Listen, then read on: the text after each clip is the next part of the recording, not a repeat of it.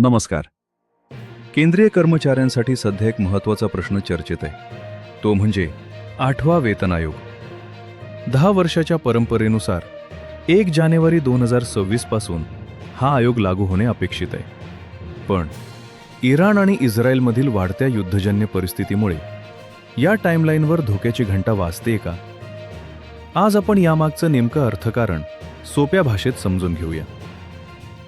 युद्धामुळे 8वा वेतन आयोग थेट रद्द होणार नाही, पण त्याचा वेग मंदावू शकतो. कसं ते पहा. भारत आपल्या गरजेच्या 80% अधिक कच्चे तेल आयात करतो. मध्य पूर्वेत युद्ध पेटलं की तेलाचा पुरवठा विस्कळीत होतो आणि भाव गगनाला भिडतात. जेव्हा सरकारला तेलासाठी जास्त परकीय चलन खर्च करावे लागते, तेव्हा देशाची वित्तीय तूट म्हणजेच बजेटमधील तूट वाढते. 8व्या वेतन आयोगाच्या अंमलबजावणीसाठी सरकारला दरवर्षी सुमारे 1.8 लाख कोटी रुपयांचा अतिरिक्त भार सोसावा लागणार आहे. जर तेलाच्या किमतींमुळे तिजोरीवर आधीच ताण असेल, तर सरकार इतका मोठा आर्थिक निर्णय काही काळासाठी पुढे ढकलू शकतं. दुसरा महत्त्वाचा मुद्दा म्हणजे महागाई. युद्धाच्या काळात वाहतूक खर्च वाढल्यामुळे जीवनावश्यक वस्तूंचे दर वाढतात. अशातच जर सरकारने वेतन आयोगाच्या शिफारशी स्वीकारल्या आणि कर्मचाऱ्यांच्या पगारात मोठी वाढ केली, तर बाजारात पैशांचा ओघ वाढतो. यामुळे महागाईचा भडका उडण्याची शक्यता असते.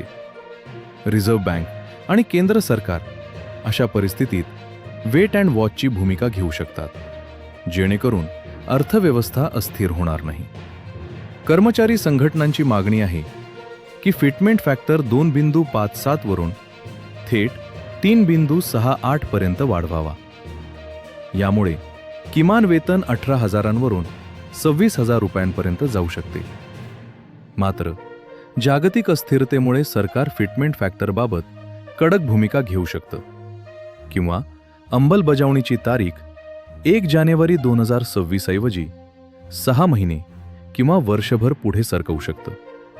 थोडक्यात सांगायचे तर युद्धामुळे वेतन आयोग कायमचा थांबणार नाही, पण अर्थव्यवस्थेचं बजेट गणित जुळवण्यासाठी सरकारला काही कठीण निर्णय घ्यावे लागू शकतात.